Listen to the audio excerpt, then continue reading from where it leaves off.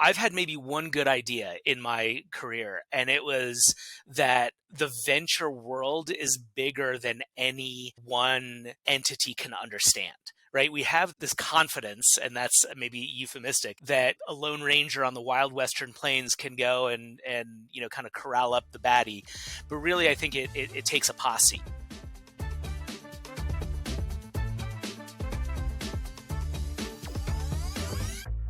Welcome to the Limited Partner Podcast, where we talk about venture capital through the lens of limited partners. I'm your host, David Weisbert, co-founder and head of venture capital at 10x Capital, one of the most active venture capital firms in the world. The world of LPs is notoriously secret and private, but on this show, influential limited partners investors speak candidly to me about venture capital in 2023 and how LPs are navigating the asset class today. On today's episode, I'm joined by my good friend Eric Tornberg, co-founder of Village Global, a VC firm with a portfolio that includes Applied Intuition, Multiverse, and Pave. Alongside founding Village Global, Eric is also the co-founder of On Deck, an accelerator with hundreds of companies now worth over $9 billion. Joining us on our debut episode is Super LP Chris Douvos. Chris is the founder of Ahoy Capital and the #OpenLP initiative. Chris is a pioneer in the venture LP space and is an outspoken advocate for transparency in the venture capital, GP, and LP ecosystem. In today's podcast, we discuss why Chris is still bullish on VC, which VCs have placed the best bets in AI, and whether a risk premium still exists in venture capital. Chris has been on a few podcasts, but this interview surfaces a lot of information Chris has never shared before, so it's a must listen. Without further ado, here's Chris Douvos. So, Chris, you've been in the fund manager game for a long time. You've had different vantage points. You were at Princeton, you were at TIFF, you started Ahoy Capital. What has struck you about the VC asset class that has grabbed your attention and warranted you spending so much time on it?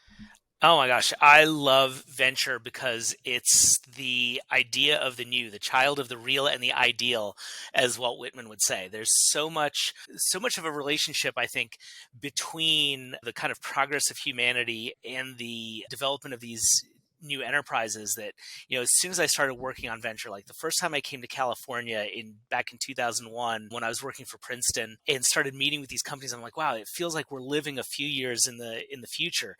There's this great line. I always come back to Walt Whitman. I see in California the genius of the modern, the child of the real and the ideal, populous cities and the latest inventions, right? And he was talking about that in 1850. And it's, I often kind of refer to California, but what I love about venture is it's really kind of infected the world, and what started, 50 years ago in Silicon Valley is now taken root around the country and around the world. And through these new enterprises and initiatives, not only are we creating a lot of wealth, but we're making service delivery more efficient. And maybe I'm a techno utopian, but I believe that like the world is getting to be a better and better place because of the kind of stuff that we get to do on a daily basis. Yeah, no, I think that's an amazing description. It's an inspiring one. How about from a pure, numbers sense, when you're talking to, financially motivated LPs, how should they look at this asset class relative to other asset classes? How should they make sense of it? Ooh, from a financial perspective, look, I go back to kind of first principles. What I love is behind me on my wall here for whenever I do Zooms, I've got my CFA charter, and that's like a subtle flex because all these venture world people kind of run around and they're investing on vibes, but I'm like, at the end of the day, they're numbers that kind of underpin this stuff. And you need to understand that, wow, when things like the discount rate go up or the risk-free rate goes up and all your values and the terminal value, the value of your enterprise shrinks, and people kind of scratch their head and say, why are the public markets so bad to us? And it's because at the end of the day, there are a bunch of people who look at numbers and try to think about things like risk premia and sustainable growth rates and things like that. So kind of to answer your question directly, when I talk to LPs, I basically tell them, look, in venture capital, you can collect two really rare risk premia because you're buying the longest dated, furthest out of the money option. So one risk premium you're collecting is you're just able to take a longer term bet than the next guy, but in terms of horizon, and the other is liquidity, right? Like your money is locked up. And I always say the average venture fund lasts twice as long as the average American marriage. So you've got this really onerous lockup that deters a lot of people and thus should create risk premia, for those who come in. What does that mean? I don't know. There are a lot of people who say S&P 500 plus X number of basis points, whatever, 500 basis points, 750 basis points, 1,000, basis points. I don't know what that number is, but it should be something significant in terms of compensation for the time and risk that you take. So piggybacking on that, on the risk premium, as more investors go into endowment style model, what do you see happening to risk premium? Do you see that contracting, and could it go to 0 or 50 basis points or 100 basis points? That's a really important question because the marginal dollar sets the price. And what we saw in the last decade, or really since 2016, is there were a lot of marginal dollars that were attracted to venture. And as a result, kind of prices skyrocketed, and that sucks away the risk premium. In fact, there's one of my favorite equations is kind of Buffett's equilibrium, which is opportunity equals value with a capital V minus perception.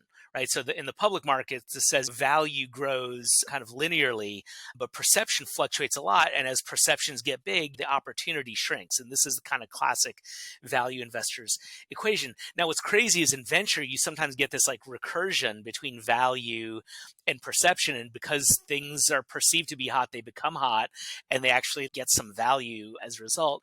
But over the long time, there's this kind of mean reversion back to intrinsic value. Anyhow, where I was going with all that is, so, there's a lot of dollars that came into the space.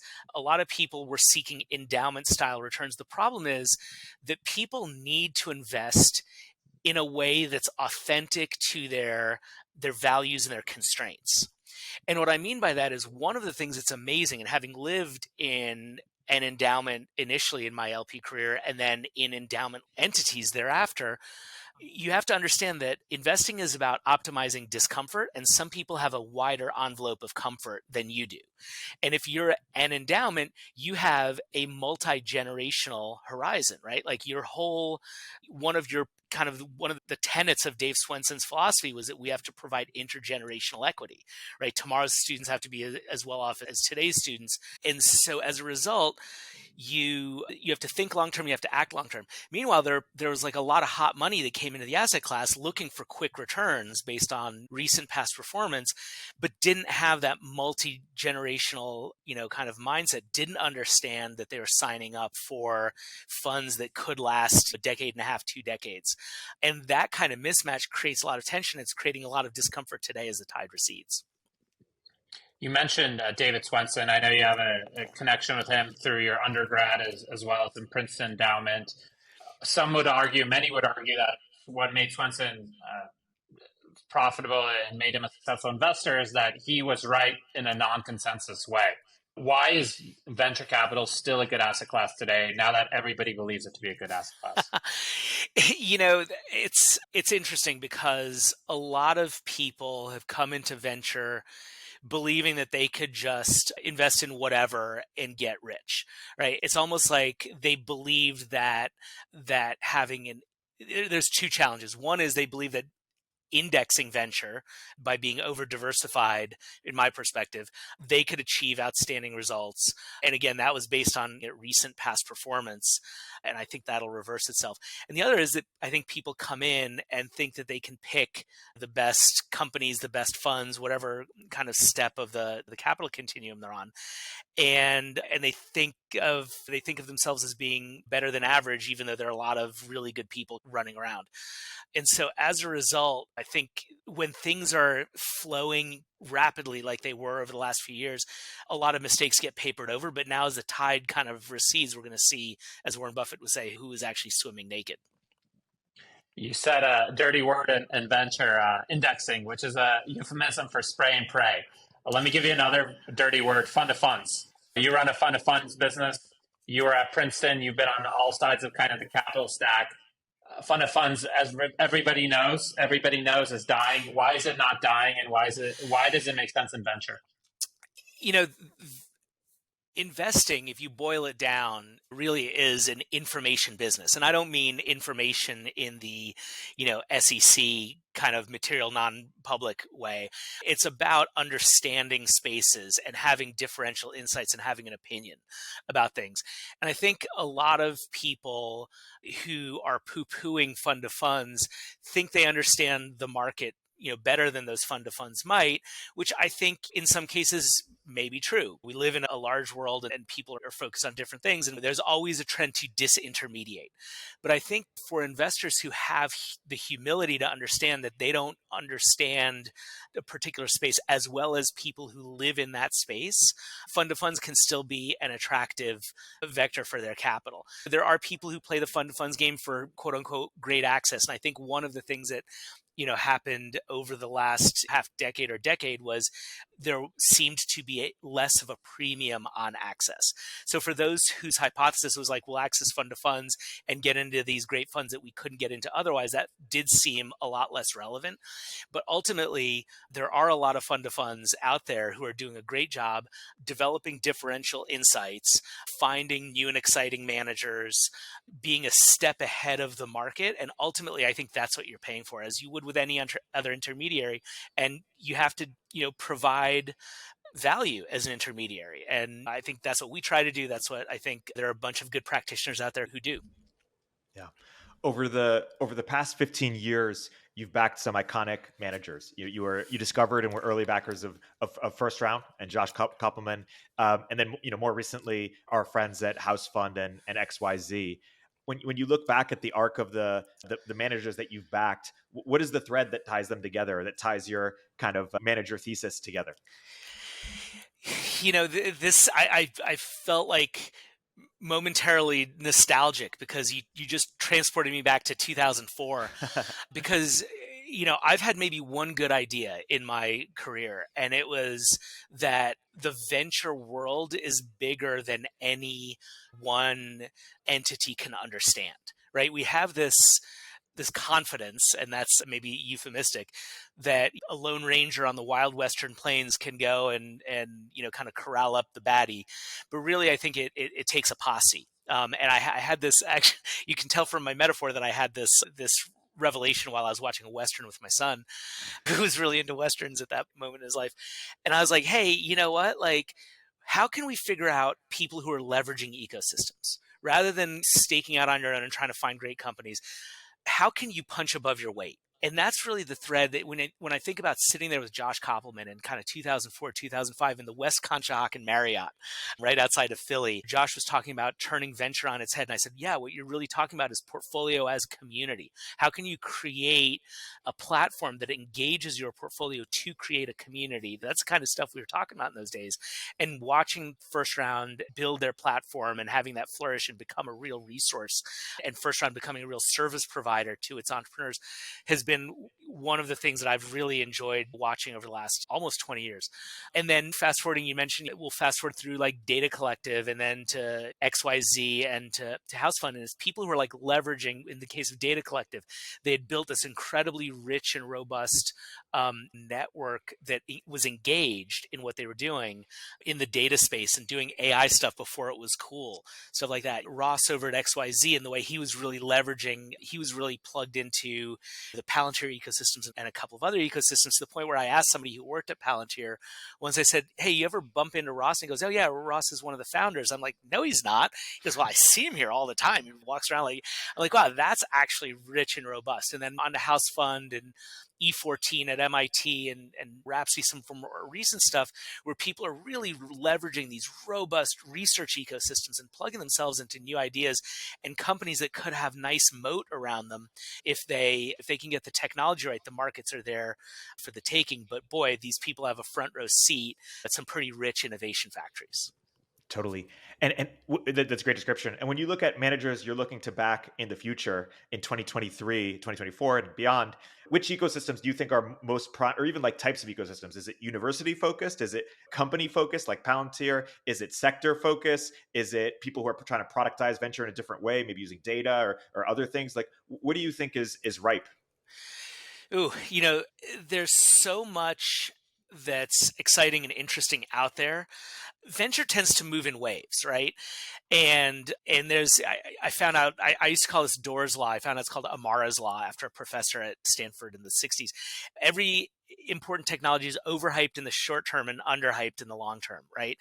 And I could give you a bunch of answers and things I'm thinking about, and universities and everything has pros and cons.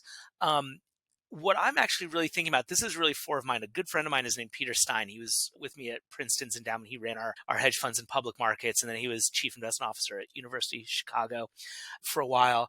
And Stein said, look, investing is about two tensions, right, that are kind of interact with each other. One is, he said, it's really important to invest in empty rooms.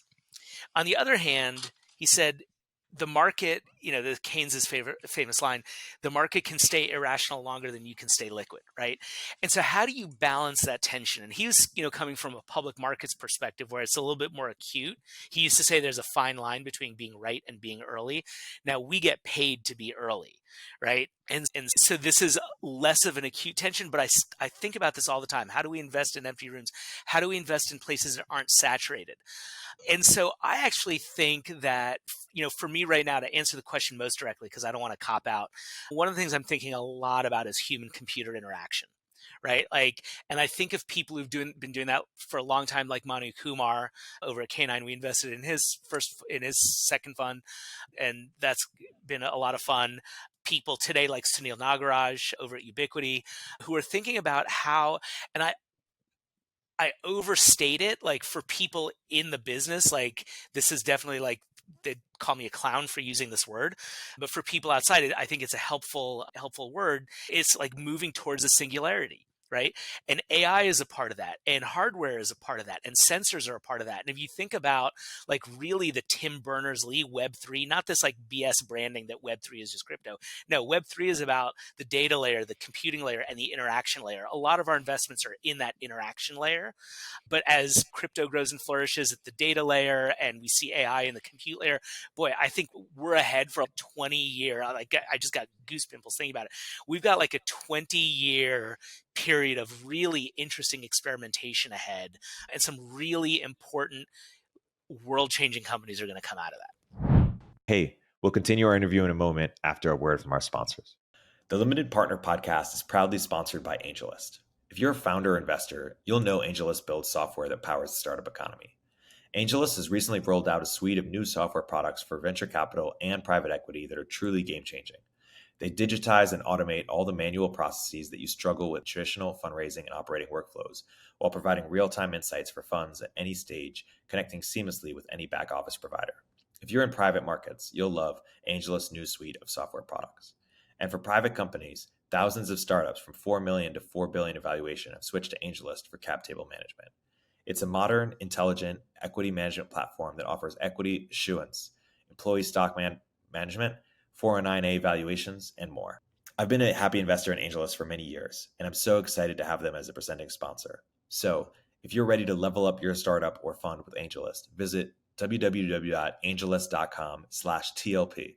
That's AngelList/TLP to get started. Back to the show.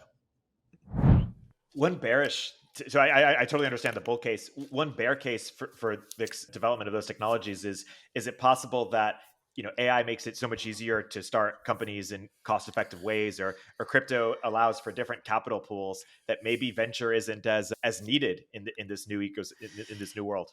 We were worried about that with like ICOs and SAFTs and all that stuff, and I think that that's a real concern, right? I do, but if you think about it, and we talked a little bit earlier about intermediaries, right? Like a VC is an intermediary, maybe from some perspectives an imperfect one, but no intermediary is perfect, and I think that there's a real value to having knowledgeable folks as stewards of capital, and that may take on different forms over time.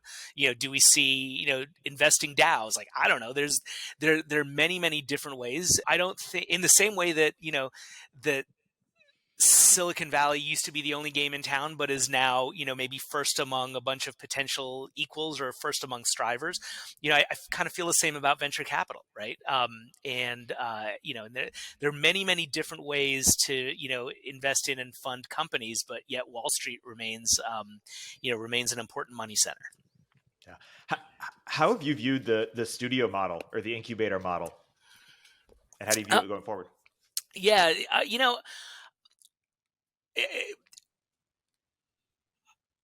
I'm very ambivalent, but not in the negative way, in the etymological way, where it means strong on both sides. I have very strong and contradictory viewpoints. I do think studios can be really interesting.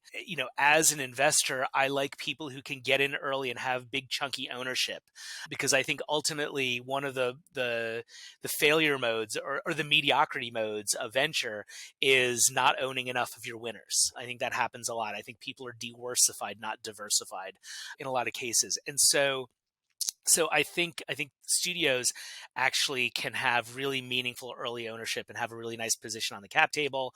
I think some add real value, and I think that that's important. And I love that catalytic ownership, and that's really important. But I also think that every vice is a virtue taken to the extreme, right? And you see in some cases they own too much, and they can disincentivize management, right? Like there's a dark side, to every upside potentially. So at the end of the day, it comes down to execution. So I'd say broadly positive, but kind of keeping an eye out. You mentioned AI. I get asked once a week who the top pure play managers are. Feel free to talk your own book or call out GPs you'd like to get into. Who are the best AI VCs, whatever that means to you in the market today? And there's a bunch of folks, and they're really good folks, and I could spend the next 15 minutes naming people, but I'm going to do two completely contradictory things. One, I'll talk about. One of my favorites is Matt Acco over at Data Collective. And what I love about Matt is the first time I met Matt, or the first time I heard of Matt, I was at a data scientists meetup in San Francisco in 2010 or early 2011. And I asked this guy, I walk up to this guy who looks like a Hagrid from Harry Potter. From Harry Potter. And and he's wearing like a leather duster jacket and an Iron Maiden t-shirt, and he had like a PhD from CMU and a PhD from Stanford, and was like chief data scientist somewhere. And I said, "Hey, who's doing good investing in this space?" And he said, "Yeah, there's a guy, but he's not for you." I said, "Who is it?" He goes, "Matt Acco, but he's part of our tribe, not yours." I'm like, "What do you mean our tribe?" He's like, "Well, you're a money guy, right? You're a money guy. We're like data scientists." So he's like part of the data scientist tribe. He speaks our language, but you people like you won't understand him. And I was like, talk about you had me at hello moment. So I have to throw out Akko for old time's sake, and I think Matt's still doing some outstanding investing. The rest of the team at Data Collective, they built a great team. The fund's gotten a little bit larger, but a great team. And then one actually on the complete other end of the spectrum for me that I've had like two conversations with, but I love the idea of what they're doing. And going back to what I said about leveraging ecosystems, is the guys up at the Allen Institute, the AI squared guys. And they've got real kind of academics view of AI, which I think some, kind of puts some people off, but they've also done some really interesting commercial stuff. They've got a ton of funding, and I wouldn't be surprised if some really interesting companies come out of there. That's my kind of kind of wacky thought of the day. I haven't invested in those guys. I've had, like I said, I've had two conversations with them, but I've definitely got an eye out for them. And there's a bunch of other people. I feel bad. I feel like, this is an Oscar speech and I'm forgetting the producer of the movie, but there's just so many good people. I don't want to play favorites. And is it your assertion that data scientists are going to lead the pack in terms of the best investors in this next generation? Well, look, I think there was a very interesting study done in the late 90s by Bill David Howe for David Howe Ventures. So this is now like ancient history, but I still kind of cling to this a little bit. And he looked at a bunch of the big waves of venture, kind of throughout the 80s into the early 90s. And what he found was that the specialists had a bunch of the early wins, but in the fullness of time, 80% of the wins went to generalist funds. And I've thought about that a lot. And how does that apply today? How does it not apply? And I do think that, everything is becoming more specialized, right? And every field of endeavor is becoming more esoteric and more challenging for generalists. But what I do think is that what's interesting about the last 10 years of venture, at least, is that we are applying technology to real world problems, right? It's no longer this kind of closed loop of innovation where we're creating infrastructure. We're actually creating things that are free in the wild relatively quickly. And so what that says to me is I think that we'll see a ton of innovation in applications. And that's where maybe the the long beards of different specialties maybe have the first step, but in the fullness of time, it's the people kind of from industry who are bringing, kind of an idea of how to use AI for a particular solution. They start to kind of come to the fore, which is also why I think going forward, as much as I love the Bay Area, I really do believe that they're in cluster theory and that there'll be very important kind of superstar regions that each have very different areas of expertise and are leveraging technologies to boost their industries. And I'm thinking of finance and media, in New York. I'm thinking about, crypto in Miami and wherever. I'm thinking about things like healthcare in the I-65 corridor. There's just so much exciting stuff going on out there. In terms of AI in the short term, do you see it more as a revenue generator or cost cutter? I started my career out of college as a management consultant, so I feel like every new technology starts its life as a cost cutter. It's like that's my reflexive answer. How do you squeeze costs out before going for growth down the road? So I do think in the short term, AI is going to shrink industries and that's actually people are asking me, if there's a recession, what does that mean for venture? I think it's actually bullish for venture, broadly speaking, and also for AI because the promise of venture and of AI is to do things better, faster, cheaper. And that's fundamentally deflationary. Great. Let's pivot a little bit to something that you're famous for, micro VCs, solo GPs. Apparently, solo GPs are now out of favor. How do you look at solo GPs over the next few years? So you say solo GPs are out of favor, and I think that as with everything else in venture, you've got to break the market down into its different pieces. And I know I'm not criticizing the question because I think it's the right one, but it's like my stats professor in college said, you always got to watch out for averages because on average, every human has one breast and one testicle. And so one thing that I worried about from 2016 forward was the dilettantification of venture capital. There were a lot of people who were kind of coming in and, call them tourists, call them whatever you want. And it was really easy to come in and basically monetize your deal flow because there was so much of it and there's so many dollars looking to come in. It was the perfect time to basically run a two-sided market. And I think as the tide goes out, there's less money available. Deal flow has really slowed down, even though company formation is still at a pretty hefty pace. It's not at the kind of crazy pace. And I think a lot of people are finding that it's not as much fun to do this as it was when the graph was up and to the right. And so I've heard several stories now of people who are kind of hanging up the spikes and moving on.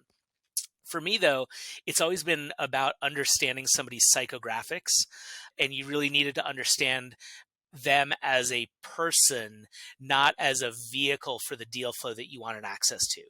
And so that kind of behavioral footprint first investing is what I hope kept us out of trouble. And so far, my managers seem to be kind of committed and leaning into the opportunity rather than leaning out like we see so many doing right now. Talk a little bit. You've seen vintages mature, evolve, and sometimes break up over time and franchises. Talk to me about the life cycle of a venture fund. What are the predictable pain points that people go to, and what are some ways to avoid those predictable pain points for franchises? So I have spent a decent amount of time in my life investing in fund ones or fund twos, whatever, early on. And it was born out of this hypothesis that I formed that fund 3 was like the optimal fund because it's where your growing experience intersected with your declining hunger. And I was actually talking to Charles Hudson the other day, and he said something. I think of him as a really hungry guy and a really smart guy. And he was mentioning that he was raising Fund 5 or had raised Fund 5. And I said, it feels to me like Fund 5 is the new Fund 3, right? Because the cadence has gotten so much faster but also liquidity times have stretched out.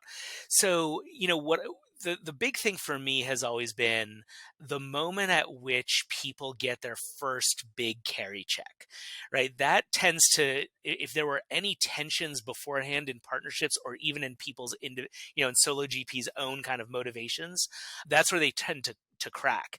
And, one of the things that we really try to lean in on is understanding people who are, kind of true believers. Like, I think of people like Josh Koppelman. Like, Josh could have retired 5 times already, but Josh is a fund entrepreneur, right? Like, his vision for First Round and the team that he's built, outstanding, senior people, Bill and Todd Jackson and Mecca and, all those guys, Haley, they're all like awesome, successful people who are like leaning into the journey and excitement of entrepreneurship rather than here to make a quick buck. And so that's a big kind of area of fracture. And then the next thing is like the generational transition. That's something that has been rarely handled well. In fact, I heard a story once. I don't know if I've ever told this story, but I heard a story once that when they were building the offices that A16Z are now in on Sand Hill Road, the developer, John Arriaga, invited Sequoia. He called up Don Valentine and said, "Hey, would you guys like this office?" And he says, "Oh yeah, let me check it out. I'll have some people go over." And so, and this is like 2008, 2009, right? So Mike Moritz and Doug Leone go over there, right? Two guys who have made more money for people than almost anybody on the planet. And they go over there and they're looking at the plans with Arriaga and they're like, maybe we can move this around. And, Arriaga was like very fixated on the design apparently. And they're like, maybe we put a weight room here. And he was like, no, get out. And he apparently called up Don Valentine and says, the next time I call you with an opportunity, don't send a couple of associates over here to mess with my design.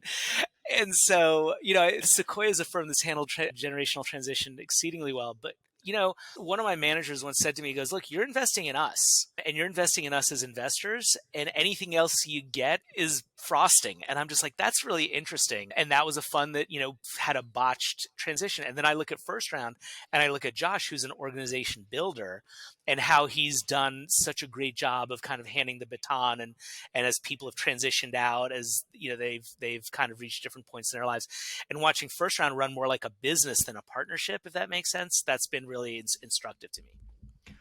One quick comment on that is one thing that's fascinating, because it's one thing if you're Andreessen or you're Thrive and you're in Fund 3, but you see this, Fund 8 vision and it's to get significant scale and go much bigger. That's one thing. It's another thing if you've already crushed it and you're not scaling, your USV, your First Round, but you're just going to continue to be excellent. It's another thing to have that motivation to do the same thing you've been doing, but continue to just crush. That is really admirable. And look, the OG in that is Benchmark, right? And the question is like, there is this law of financial levitation, but that kind of runs up often against the hard reality of arithmetic for the LPs. But then there's a lot, like 15 years ago, I wrote this blog post called LPs and Their SUVs. The whole idea of it was, for a long, long time, like think back to the late 90s, the number one repeat buy rate car was a Chevy Suburban. Like, it wasn't Hondas, it wasn't Toyotas. It was like 95% of Chevy Suburban buyers, their next car is a Chevy Suburban. And why is that? It's because they had if you have 8 kids and 4 kayaks and, all the stuff, that's the only car for you. Right. And so if you're, I kind of poo-poo like the big funds, because I think their arithmetic is impossible to generate the kinds of returns that I want. But there are a lot of people out there for whom those kinds of returns work. Right. If you're, and these are all good investors like Washington State Investment Board, like, great, you're putting out $100 trillion a year or whatever you're putting out, and you want, kind of exposure. That's what you got to do. And not to, kind of poo-poo that. But so I understand the law of financial levitation, and there's something, to it there. But man, the guys and guys gender neutral who stay in like a spot because your fund size is your strategy. The old Mike Maples line, your fund size is your strategy, man. If you just want to pursue that strategy and crush it, and you don't need to have the $1 trillion fund for whatever reason people have $1 trillion funds, like, man, that's the kind of person I want to back forever. So what happens to these large funds? If you had a crystal ball, or if you probabilistically look at it, what are the odds that these large funds return LP capital? You know, I used to be a real cynic about a lot of things, and maybe I've mellowed with age. I was around for the '01 bust, and I was like, oh my God, these funds are never going to return money. And every quarter, like top-notch funds that people would like fall all over themselves to get into, we get their quarterly statements at Princeton. They were down like 10%, 8% the next quarter, 15% the next. It was like asymptoting to like 0.2x. And I'm like, these guys are never going to return money. But you look at the actual, I just was looking at the benchmarks for that era of funds, and actually the median return ended up being around a 1x. Like the median fund returned capital, and I'm like, wow, you know what, people hustled, right, and made it work. And by the way, if you look at like your opportunity cost of that capital, putting it in the public markets, maybe you actually even turned out ahead.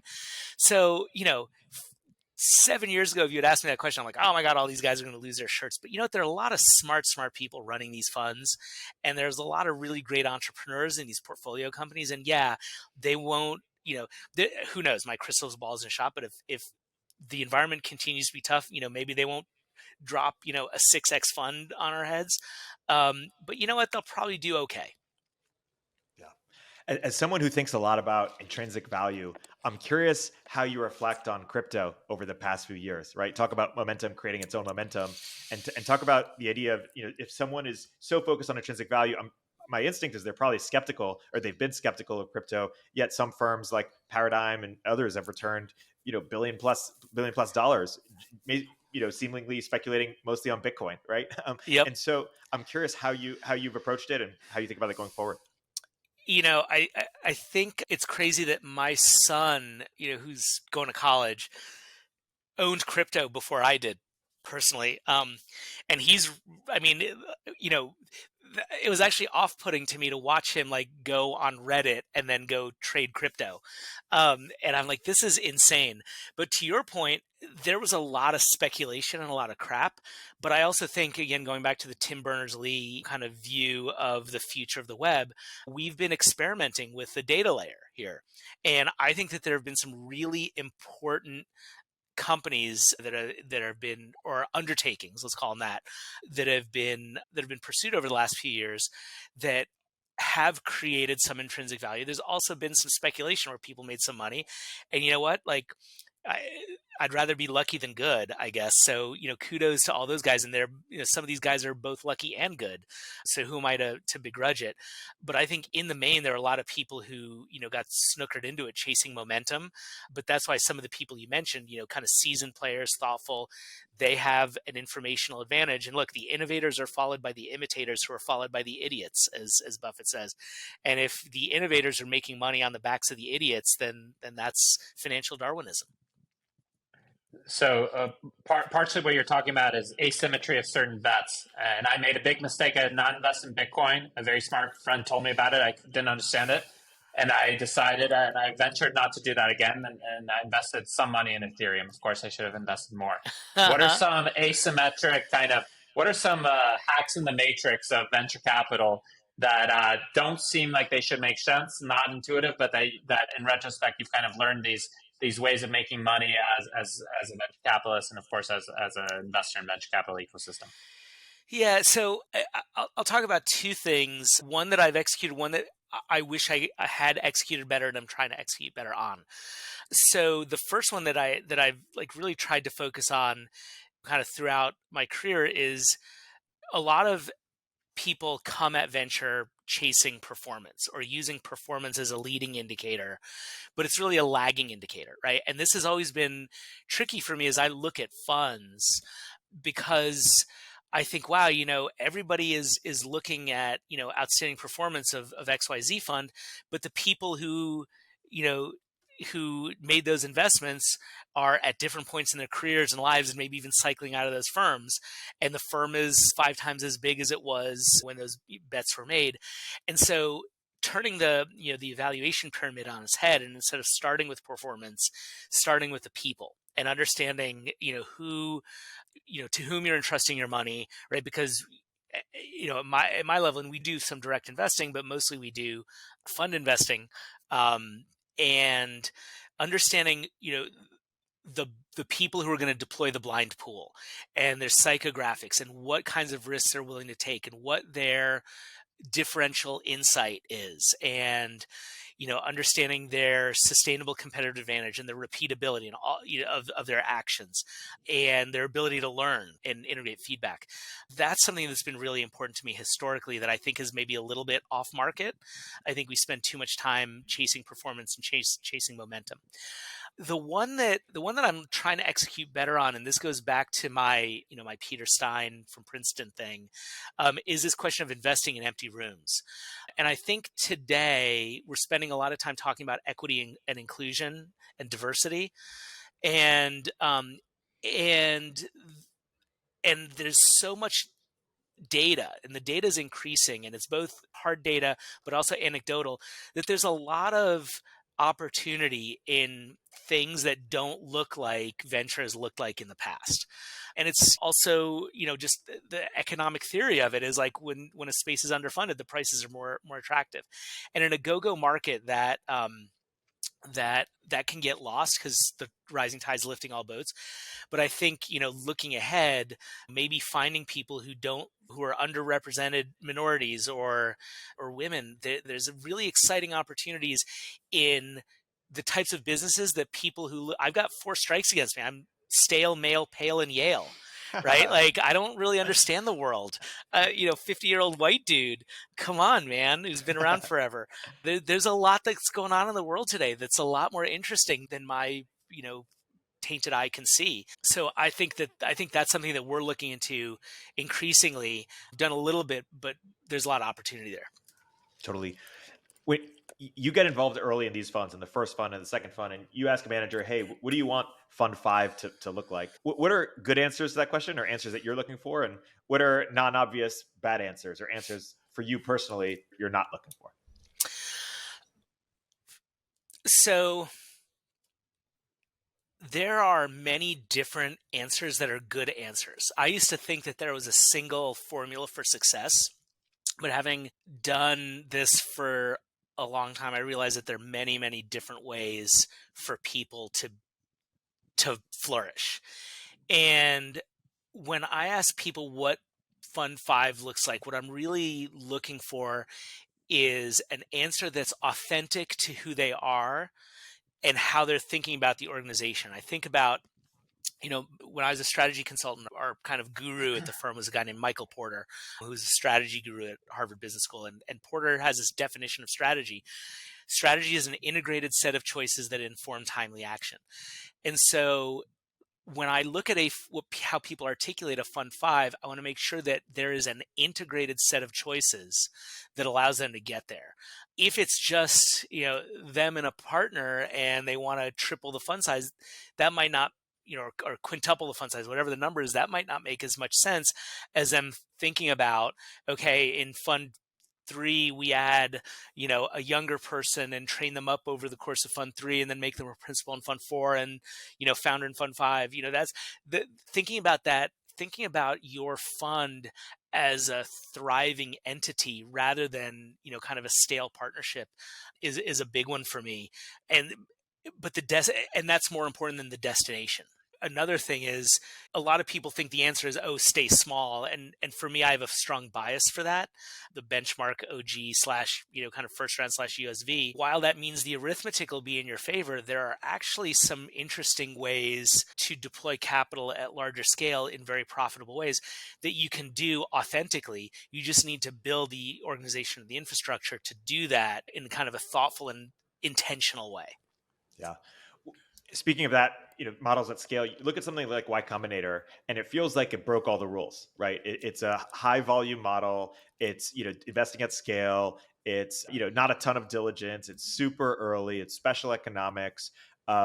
It just looks very different than the models that we were just talking about. Do you think it's an outlier, or do you think that you'll back, or we'll see another model that takes similar, high volume scale, special economics that can be close to as successful? So there's a lot to love about Y Combinator, and they were in the right place at the right time. And you could say that they grew up with this, moment in venture capital, and they were in the right place at the right time. You could say they fed it. You could say it's impossible to think of venture in the like kind of last 15 years without thinking of Y Combinator. But they also were responsible for a lot of things that I think, quite frankly, were unhealthy for the ecosystem. That just weren't obvious because the arrow was, kind of up and to the right. I have, behind closed doors, people, there are people that I think very highly of as investors who think that safes are the worst thing that's ever happened, to venture capital. And then obviously all the demo day BS. Basically, what Y Combinator did was taught startups how to maximize, not optimize, valuation, and that works in an ultra power law era of cheap capital, but does it work over a more normal economic cycle? And there are definitely questions like that you can ask. At the same time, Y Combinator has done a stunning amount for the idea of entrepreneurship, right? So kudos to them. So love them or hate them, there's something. The thing I'd say, and I'd also say, like, man, Y Combinator is a great business for Y Combinator. But I think if you actually look at, especially in more recent years as the cohorts have gotten really big, there's a lot of companies that are really like mediocre in there. And as the tide goes out, maybe we'll see how many of those, kind of succeed or not. And I do suspect that, there's some, there are going to be some great companies, and they might even be like disproportionately good. But man, I'd love to teach a class someday, Y Combinator and its discontents. Well, one unintentional consequence I saw of the safes and the converts are that now that valuations have gone lower, people are getting into lower entry prices than they would have at the time. It's interesting though. The one entrepreneur complained to me that they didn't actually even understand, because they had all these safes layered in with different caps and different discounts. They didn't even really understand their cap table, and when everything converted, they actually ended up owning a lot less of the company than they thought they would. And I think that's a risk. I'm a big proponent of priced rounds. I think we all need to have the courage to price, and entrepreneurs have to have that humility. And speaking of courage, you mentioned direct investing, one of the most difficult things to do as a family office or institutional investor. What are some advice that you have for family offices or institutions starting to do direct investing alongside funds?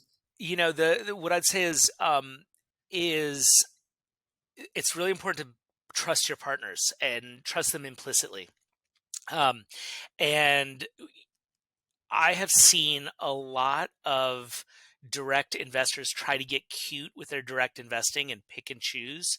And there is a lot of selection bias, and you got to make sure that, somebody once said to me, finding LPs to do my deals is like, it's like walking my dogs. I take my, my B companies out. And so if but that again comes back to trust. If you believe that you're with a trusted partner who's going to show you A companies, I think history would teach that if you pick and choose, there's a good chance that you might miss the one breakout. And this is such a breakouts business. Warren Buffett always says there's no called strikes in investing, but man, that is the, far from the truth in venture. Because if you miss the one great deal in a year or in a portfolio, your results go from being outstanding to being mediocre. Yeah. Closing question here. You've been a proponent of the OpenLP movement. You and your friend Beezer, our friend, trying to bring more transparency to the LP ecosystem.